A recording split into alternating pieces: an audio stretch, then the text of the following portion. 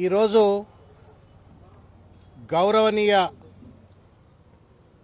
ముఖ్యమంత్రి పదవిలో కూర్చున్నటువంటి ఒక పెద్ద మనిషి కొరచ మనస్తత్వంతో వ్యవహరిస్తూ ఇవాళ అడ్డు అదుపు లేని ఒక భాషను వినియోగిస్తూ ఇవాళ గౌరవ మాజీ తెలంగాణ తొలి ముఖ్యమంత్రి కేసీఆర్ గారి పైన ఇష్టం వచ్చినట్టు మాట్లాడుతూ ఇవాళ గత సంవత్సరన్నర కాలంగా ఏ రకంగా వ్యవహరించిందో చూస్తూ వచ్చాం.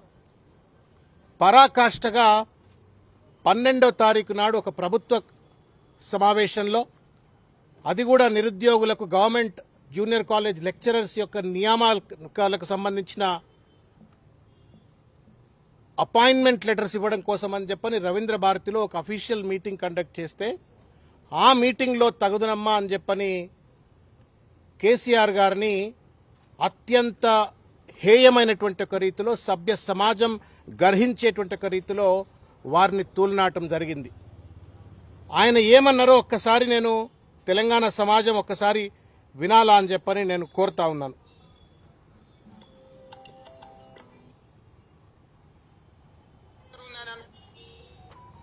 మీరు మాకు స్ట్రెచర్ ఉందని అనుకుంటే ఆ స్ట్రెచర్ ఉందని విర్రవీగితే స్ట్రెచర్ మీదకి పంపించారు. ఇట్లే చేస్తే ఆ తర్వాత మార్చరికి పోతారు. మీరు మాకు స్ట్రెచర్ ఉందని అనుకుంటే ఆ స్ట్రెచర్ ఉందని విర్రవీగితే స్ట్రెచర్ మీదకి పంపించారు. ఇట్లే చేస్తే ఆ తర్వాత మార్చరికి పోతారు. మీరు మాకు స్ట్రెచర్ ఉందని అనుకుంటే ఆ స్ట్రెచర్ ఉందని విర్రవీగితే స్ట్రెచర్ మీదకి పంపించారు. ఇట్లే చేస్తే ఆ తర్వాత మార్చరికి పోతారు. మీరు మాకు స్ట్రెచర్ ఉందని అనుకుంటే ఆ స్ట్రెచర్. ఇది రేవంత్ రెడ్డి గారు మాట్లాడిన ఒక మాట. నేను చేతులెత్తి నమస్కారం చేస్తూ ఈ తెలంగాణ గడ్డపై ఉన్నటువంటి ఒక మేధావులను కావచ్చు, విద్యార్థులను కావచ్చు, కార్మికులను, కర్షకులను, 50 మంది బుద్ధిజీవులందరినీ కూడా నేను చేతులెత్తి నమస్కారం చేసి, ఒక్కసారి ఈ వీడియోలో రేవంత్ రెడ్డి గారు మాట్లాడినటువంటి ఒక మాటల యొక్క అర్థం, ఈ మాటల వెనుక ఉన్న ఒక కుట్ర ఏందో ఒక్కసారి అర్థం చేసుకోవాలని చెప్పి నేను కోరుతా ఉన్నాను. అలవోకగా మాట్లాడిన మాటలు కావు. దీనికంటే ముందు, ఇది రికార్డులో లేదు, దీనికంటే ముందు మీరు యూట్యూబ్లో కొడితే కనబడుతుంది. ఎవరో ఒక ఎమ్మెల్యే పక్కనున్న ఆయన చెప్పిండట, స్ట్రెచర్ గురించి మాట్లాడుతుంటే స్ట్రెచర్ మీద పడ్డాడు, స్ట్రెచర్ నుంచి ఆయన మార్చురికి పోతాడు అని చెప్పని ఒక ఎమ్మెల్యే అన్నాడు అని చెప్పని అంటే, వీళ్ళిద్దరు, ఆ ఎమ్మెల్యే ఎవరో నాకు తెలియదు, అది రేవంత్ రెడ్డి గారి నోట్లో నుంచే వచ్చింది. రేవంత్ రెడ్డి గారు ఆ ఎమ్మెల్యే కలిసి ఏమైనా కేసీఆర్ గారిని హత్య చేయాలని చెప్పని కుట్ర బంతున్నారా, లేకపోతే ఆయనకి ఏమైనా ప్రమాదం కలిగించాలని చెప్పని కుట్ర బంతున్నారా అని చెప్పని మేము అనుమానం వ్యక్తీకరిస్తా ఉన్నాం. ఎందుకంటే యాజ్ పర్ లా ఎవరి శరీరం మార్చురికి పోతుంది? మామూలుగా ఇక్కడ ఇండ్లలో డాక్టర్ ఉన్నాడు, ఇక్కడ రాజు అని చెప్పని డాక్టర్ ఉన్నాడు, అడిగితే చెప్తాడు any doctor can also say. ఎవరి బాడీ డాక్టర్కి పోతుంది, మార్చురికి పోతుంది? అన్యాచురల్ డెత్ అయితేనో, మెడికో లీగల్ కేసుల్లో ఏదైనా ప్రమాదం వచ్చి రోడ్ల మీద ప్రమాదాలు చనిపోతేనో, ఇంకా ఏదైనా అంటే అన్యాచురల్ డెత్స్ కావచ్చు, మెడికో లీగల్ కేసెస్ కావచ్చు, లేకపోతే పోలీస్ స్టేషన్లలో ఎవరైనా జ్యుడిషియల్ డెత్ అయితేనో, లేకపోతే అన్క్లెయిమ్డ్ అన్ఐడెంటిఫైడ్ బాడీస్ ఎక్కడన్నా రోడ్ల మీద కనబడ్డట్టయితే ఆ శరీరాలను మాత్రమే మనం మార్చురీకి తీసుకెళ్లి పోస్ట్ మార్టం నిర్వహిస్తాం. రేవంత్ రెడ్డి ఏం మాట్లాడుతూ ఉన్నాడు? ఒక తెలంగాణ ఉద్యమకారుడు, తెలంగాణ రాష్ట్ర సాధన చేసినటువంటి ఒక గొప్ప వ్యక్తి, తెలంగాణకు 10 సంవత్సరాల పాటు ముఖ్యమంత్రిగా ఉన్నటువంటి ఒక కేసీఆర్ గారిని బీఆర్ఎస్ పార్టీ జాతీయ అధ్యక్షుడిని పట్టుకుని మార్చురీకి పోతాడు అని చెప్పారన్నాడు. ఎట్లా మార్చురీకి పోతాడు కేసీఆర్ గారి శరీరం చెప్పండి? అంటే రేవంత్ రెడ్డి ఏమైనా కుట్రపూరితంగా కేసీఆర్ గారికి ప్రమాదం చేకూర్చాలనే ఒక ప్రయత్నం చేస్తుండా అని చెప్పని వాళ్ళ అనుమానం కలుగుతా ఉంది. దీనిపైన వెంటనే విచారణ జరపవలసిన అవసరం ఉంది. అడ్డు అదుపు లేనట్టు ఒక భాషతోటి వాళ్ళ ఇష్టం వచ్చినట్టు కేసీఆర్ గారిని ఎట్లా తిట్టిండో అది కూడా మీకు ఒకసారి వినిపిస్తా. తర్వాత ఇష్టం వచ్చినట్టు తిట్టిండు. ఆఖరికి వాళ్ళ మార్చురీ అని చెప్పనే పదం వాడుతూ ఉన్నాడు. మార్చురీ అంటే ఇట్స్ క్రిమినల్ ఇంటిమిడేషన్. ఇది ఇండియన్ పీనల్ కోడ్ ప్రకారంగా, సిఆర్పిసి ప్రకారంగా, భారతీయ న్యాయ బిఎన్ఎస్ఎస్ ప్రకారంగా వారు మాట్లాడిన, ముఖ్యమంత్రి హోదాలో కూర్చొని మాట్లాడిన మాటలు ఇవి క్రిమినల్ ఇన్ నేచర్, కాన్స్పిరసీని రిఫ్లెక్ట్ చేస్తూ ఉన్నాయి. కేసీఆర్ గారికి కూడా ప్రమాదం ఏమైనా తలపెట్టపోతున్నాడా అని చెప్పని వాళ్ళ అనుమానం కలుగుతా ఉంది. ఎందుకంటే సంవత్సరన్నర కాలంగా చేతగాని రీతిలో ఒక అసమర్థతతో ఈ ప్రభుత్వాన్ని నడుపుతూ ఏ పరిపాలన చేతగాట్లేదు, పరిపాలనపై పట్టు రావట్లేదు, సంపద సృష్టించలేకపోతున్నాడు, తర్వాత ఇచ్చిన వాగ్దానాలు అమలు చేయలేకపోతుండు. విచ్చలవిడి అవినీతికి పాల్పడతా ఉంటే బీఆర్ఎస్ పార్టీకి సంబంధించిన నాయకులు అసెంబ్లీ వేదికగా బయట ఎక్కడ పడితే అక్కడ రేవంత్ రెడ్డి గారిని ప్రశ్నిస్తా ఉన్నారు. ఇవాళ నిరాశ నిస్పృహలకు లోనైపోయి ఒక ఫ్రస్ట్రేషన్ గురైపోయి ఇవాళ ఆఖరికి కేసీఆర్ గారిని నేను మార్చురీకి పంపిస్తా అని చెప్పని ఒక ఔచిత్యానికి ఇవాళ దిగజారిండు అంటే రేవంత్ రెడ్డికి ఆ ముఖ్యమంత్రి కుర్చీలో కూర్చునేటువంటి అర్హతే లేదు. సిగ్గు ఎగ్గు లేకుండా రేవంత్ రెడ్డి గారు మాట్లాడినారు. నేను అడుగుతా ఉన్నాను రేవంత్ రెడ్డి గారిని.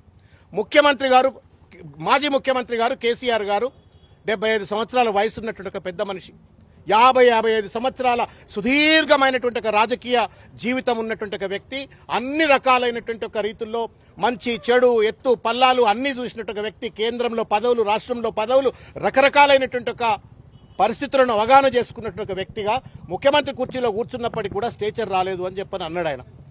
స్టేచర్ రాలేదు అంటే ఎందుకు స్టేచర్ రాలేదో ఆలోచించి వాళ్ళ నువ్వు స్టేచర్ రాలేదు అంటే ఎందుకు స్టేచర్ రాలేదు ఆలోచించకుండా స్టేచర్ అంటే స్ట్రెచర్ అంటావు, స్ట్రెచర్ అంటే మార్చురీ అని చెప్పని కేసీఆర్ గారిని చంపేటువంటి ఒక రీతిలో నువ్వు మాట్లాడితే న్యాయమా రేవంత్ రెడ్డి? నువ్వు ముఖ్యమంత్రి కుర్చీలో కూర్చోడానికి అర్హుడువా? నువ్వు పీసీసీ అధ్యక్ష పదవి కొనుక్కొచ్చుకున్నావని మీ కోమటిరెడ్డి వెంకటరెడ్డి మీ సహచర మంత్రి చెప్పిండు. లేకపోతే తర్వాత నీ ముఖ్యమంత్రి పదవి కూడా కొనుక్కొచ్చుకున్నావేమో ఇంకా వాళ్లే చెప్తా ఉన్నారు, ఇవాళ కోడే కూస్తా ఉన్నారు. Stature is not something that you can buy with the money.